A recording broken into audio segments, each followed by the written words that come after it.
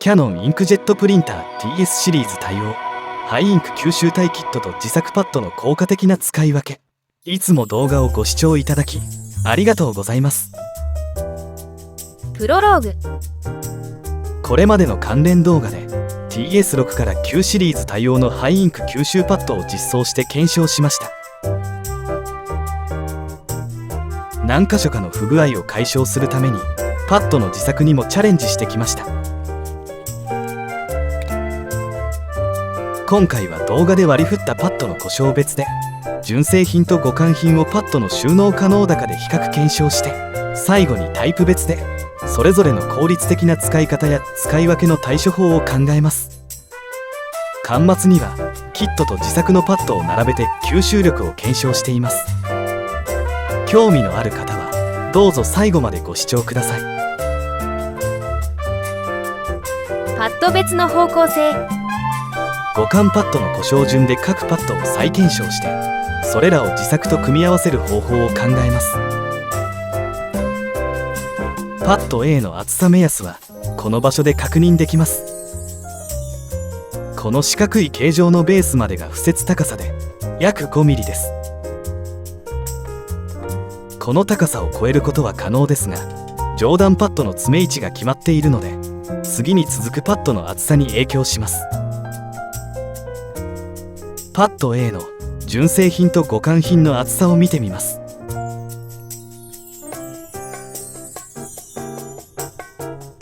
純正パッド厚は約 4mm です。対して互換品は 8mm あります。4mm ほど厚いので自作した方が良いと思います。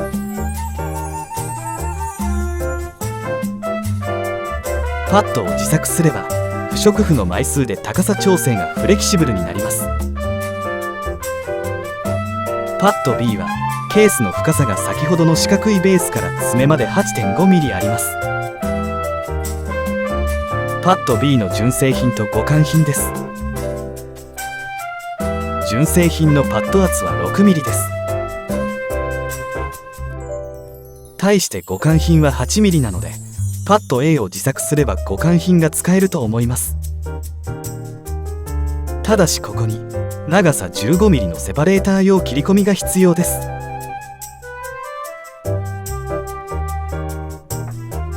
AB ともに互換品を使うと厚さが 16mm となるため相当圧縮する必要があります。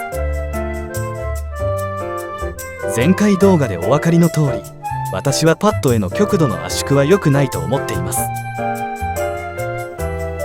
パッド C は厚さと形状ともに自作するべきだと思います。爪までの寸法は 6mm です。ここでも純正品と互換品のパッドを比較してみます。純正パッド厚は 4mm です。互換パッド厚は 8mm です。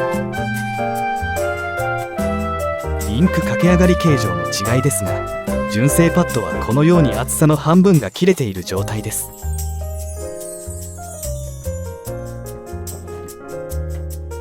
4mm に対して 2mm ほどです。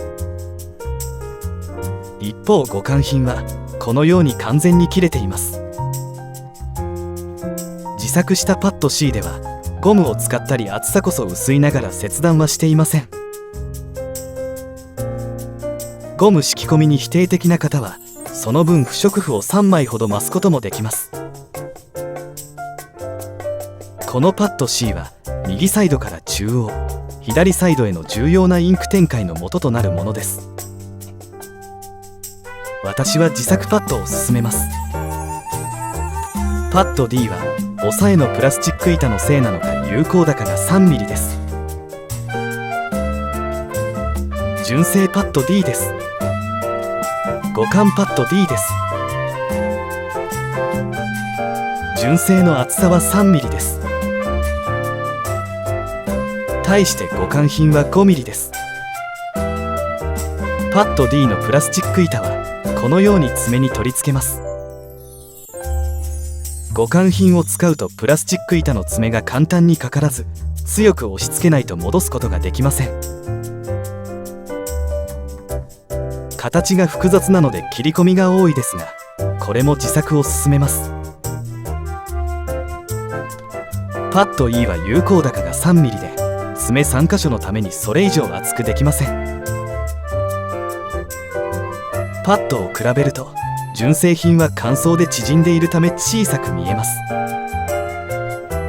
純正の厚さは 2mm で互換は 5mm です。互換品を使おうとすると圧縮することになるので、これも自作を勧めます。パッド F は純正互換ともに2層に分かれています。純正品は2枚とも 4mm ですが、互換品の1つは 8mm です。こちらは 5mm です。このように表面に貼った面の厚さを変えて作っています。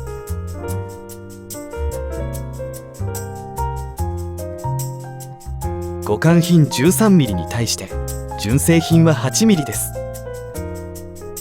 ケースの有効は 14mm なので互換品は使用可能です。最下層 G1 の厚さはこの四角いベースまでの高さで 5mm です。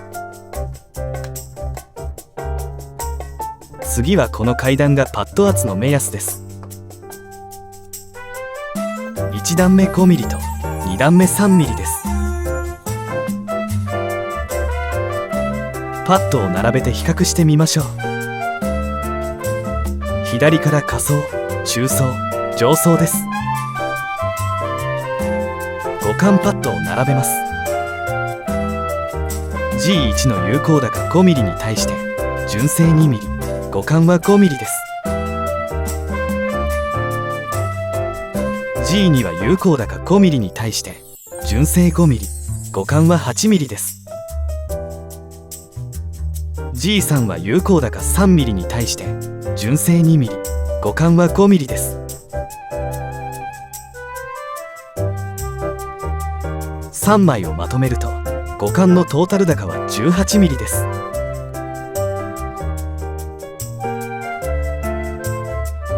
対して純正は 9mm です。以上のことより問題なく使えるのは F1、F2、G1、G2 でした。そこに切り込みが必要な B を加えても半数は何らかの問題を抱えていることが分かります。これが私が自作を選択した理由です。パッド C スロープの再現。パッド C が駆け上がるスロープです。インクが上りやすいように2段ステップと45度の傾斜になっています。15mm 垂直に上がって45度の傾斜でもう 5mm 上がり、さらに 15mm 上がって水平になっています。右サイドの底から水平になるまでの段差は約 35mm です。この形状を 0.3mm のアルミ板にコピーしてパッドをそこに取り付けます。途中の爪も再現してパッドを固定します。 0.3mm のアルミシートです。インク吸収実験をするためにこれでスロープを作ります。板をパッド C の幅でカットしました。これは前回の動画で使用接着剤を間違えた時のパッド C です。捨てる前に性能は変わらないのでこれをテストピースとして使います。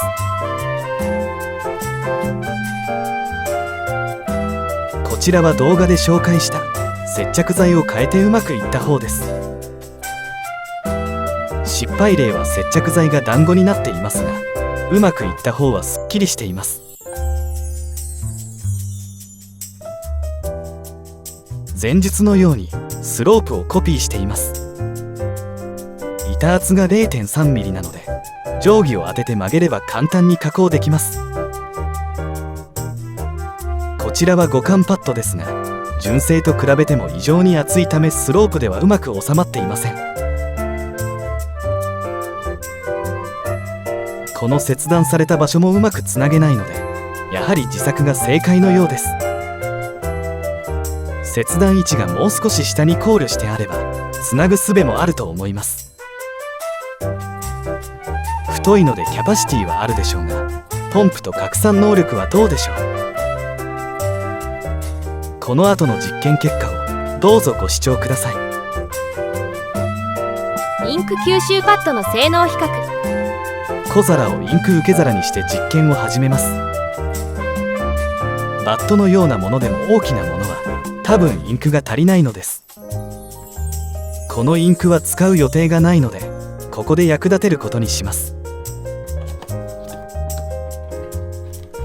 色はマゼンダが良いでしょうか。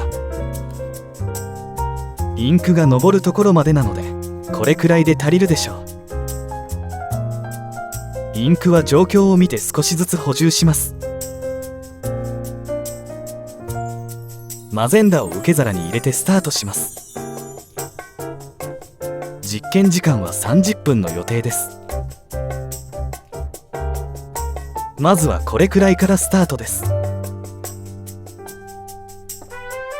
狙いを定めて同時に先端を着地させます。小皿の位置を合わせます。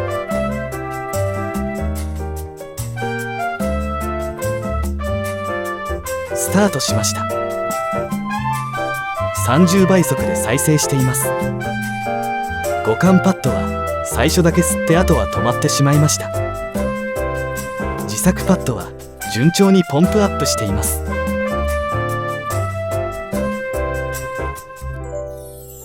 10分経過しました。互換パッドはポンプアップする力がないようです。カットされたところにも届いていません。自作パッドは順調にポンプアップしています。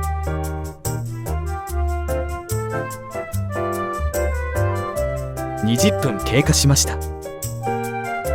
パッド C にインクが吸い上がらないと中央や左サイドにインク展開できません。互換パッドはインクを貯めるキャパシティはあっても吸い上げる力がないことが分かりました。使うのは水平部に限った方が良いようです。エピローグ。各パッド別でこれまでのデータをまとめ直しました。パッド自作に興味がある方は参考にしてください。自作に寸法図が必要な方は別動画からダウンロードできます。自作パッドの使用総量です。結構な量ですが型紙さえ作ってしまえばまとめて作ることができます。インク吸収やポンプアップ能力は動画の通りです。ここまで動画を進めてきた感想ですが、やはり純正品はよくできていると思いました。シミュレーションではパッド C の重要性がよく理解できたと思います。交換材に市販面パッドを使うと聞いたことがありますが、パッド C だけは自作して左側も機能させるべきです。この下りのところはインクが重力で下がっていくのでこの細さなのだと思います。そこまで届く長さになっているのでよく考えてありますね。メンテナンス期間が過ぎてパッド交換もできないのでやむを得ず始めた作業でした。でもそのおかげでいろいろな発見がありました。やってみたい方で質問などありましたらコメントお願いします。今回も最後まで動画をご視聴いただきありがとうございました。次回作にどうぞご期待ください。チャンネル登録と通知をオンにお願いします。